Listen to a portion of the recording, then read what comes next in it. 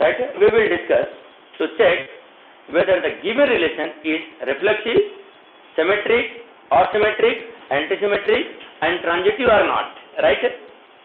हम लोग एक एग्जांपल ऐसा ले रहे हैं जिसमें सारी प्रॉपर्टी चेक करना चाहेंगे, right?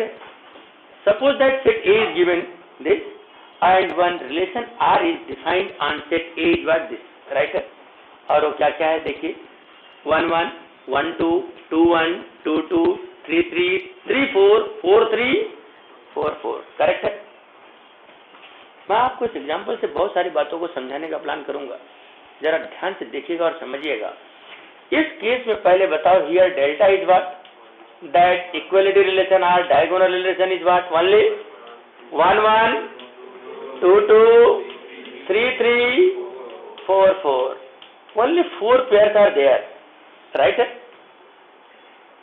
मैं आपको बताऊं कि आप चेक करना चाहते हो कि रिलेशन रिफ्लेक्सिव है कि नहीं है, तो यह रिलेशन रिफ्लेक्सिव है। कैसे रिफ्लेक्सिव है?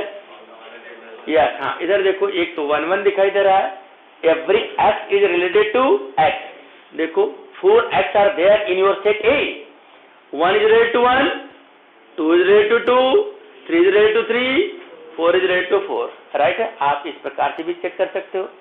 मैंने आपको अभी फार्मूला भी बताया, आप फार्मूले को भी यूज कर सकते हो। और फार्मूला कैसे यूज करोगे? तुरंत लिख सकते हो, since delta is subset of your this R, subset of this relation R, therefore R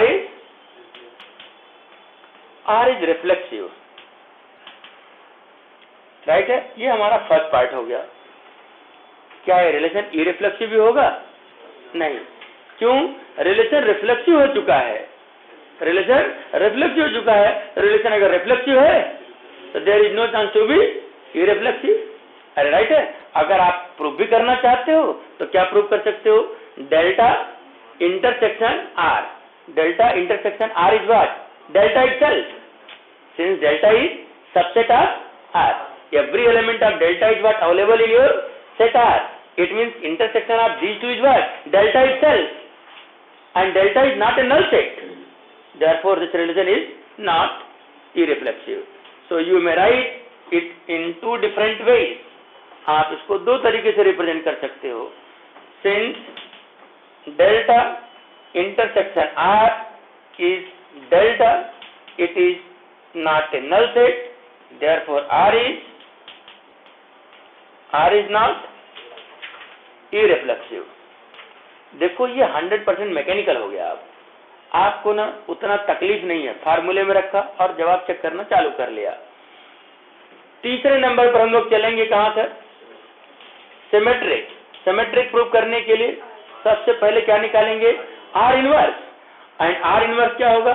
आपको पता है, it is the collection of all x, y such that y, x belongs in your R।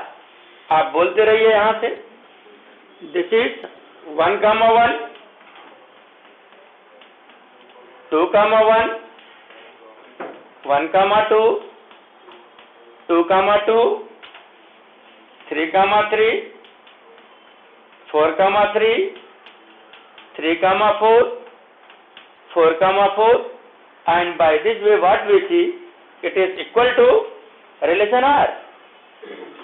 Since R and R inverse both are what? Same, therefore R is symmetric. R is symmetric relation. R is symmetric relation. Correct है?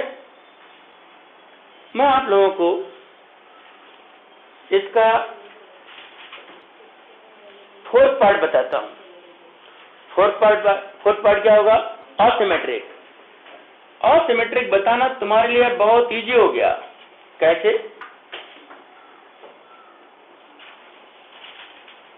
R intersection R inverse, R intersection R inverse, अरे दोनों क्या है? Same है। और अगर दोनों same है तो इसका मतलब इनका इंटरसेक्शन क्या आएगा? R itself, and this is not a null set. This is not a null set. Since this, therefore R is not asymmetric, not asymmetric relation। मैं आपको बताऊं कंफ्यूजन कैसा हो जाता है, ध्यान से सुनो। asymmetric relations का डेफिनेशन क्या सीखा था हम लोगों ने? X is related to Y doesn't imply Y is related to X। अब इधर देखो 1 is related to 2 and 2 is related to 1। अरे मैं कहता हूं इससे पहले ही ऑर्डर पेयर में तकलीफ हो जाती है। 1 is related to 1, अरे 1 is related to 1 implies 1 is related to 1। अरे करेक्ट है कि नहीं है? 1 is related to 1, असिमेट्रिक होने के लिए क्या होना चाहिए?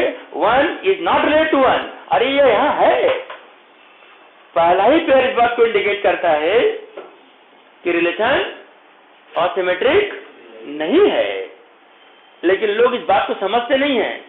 तो मैं कहता हूं मैंने यहां से हटा दिया, मैं एक बोल दूं अगर इसको हटा दिया जाए 2,1 को और यहां से 4,3 को हटा दिया जाए तो क्या यह असिमेट्रिक होगा? नहीं होगा। क्यों? इधर देखो 1 is related to 2 but 2 is not related to 1। आप बोल सकते हो if it is not there। अगर ये वाला नहीं होगा तो आप क्या बोल सकते हो? 3 is related to 4 and 4 is not related to 3, that's why it is asymmetric। नहीं, asymmetric because of first pair ही है, नहीं है। पहला पेयर क्या है? 1,1 means 1 is related to 1 implies 1 is related to 1। अरे इसी रिलेशन को आप साइक्लिक ऑर्डर में कितना भी बार पढ़ सकते हो। अरे सबने समझा क्या? इसका मतलब ये relation because of 1,1 itself asymmetric नहीं है। आगे चलते हैं। नंबर 5 क्या होगा sir? R intersection R inverse is what? R and it is not a subset of delta. इधर देखो आपने रिफ्लेक्सिव रिलेशन में अभी अभी क्या लिखा था कि delta is subset of R, delta is subset of R but R is not a subset of delta. अरे करेक्ट है? Therefore it means R is not anti symmetric relation, anti symmetric relation. Okay और अब आखिरी property तुम्हें सिखाना चाहूंगा, is this relation transitive और not?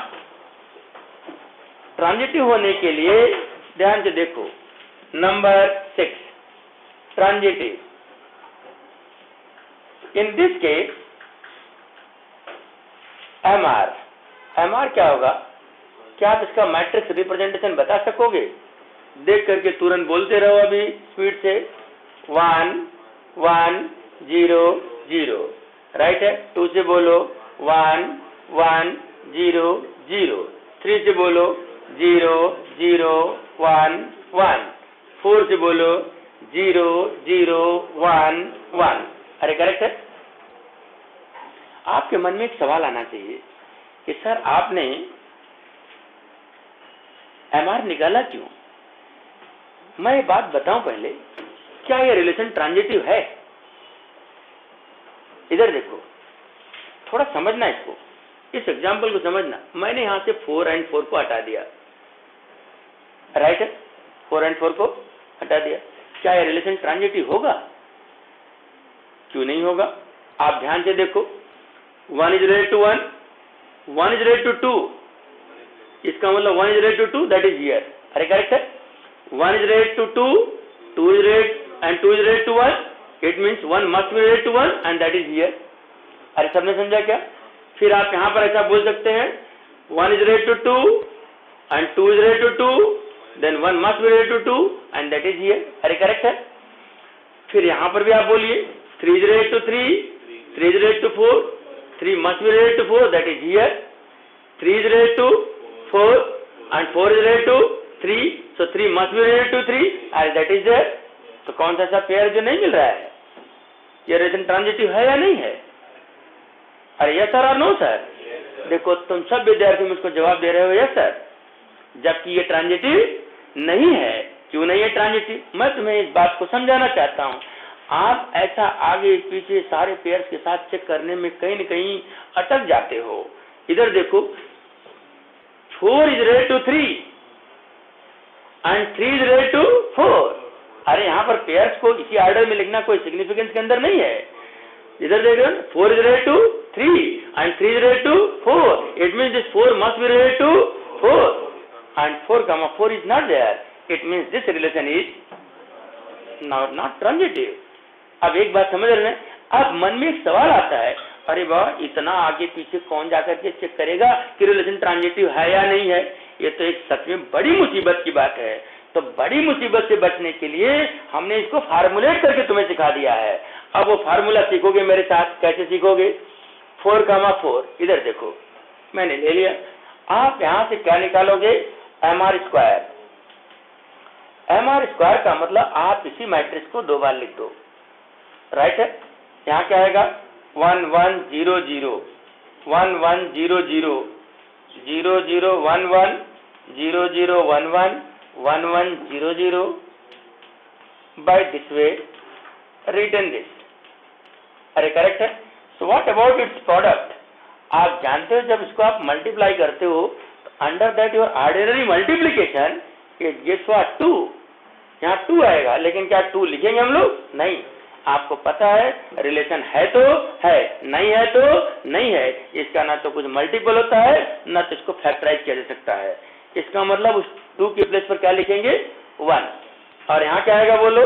1 0 0 1 1 0 0 0 0 1 0 0 1। और ये क्या मिला sir? mr। It is what? mr। And यहां देखो तुम, since mr square is equal to mr, since mr square is equal to mr, therefore r square is equal to r, and r square is equal to r is the subset of what? R is a subset of r, and therefore r is transitive relation। R is transitive relation, right?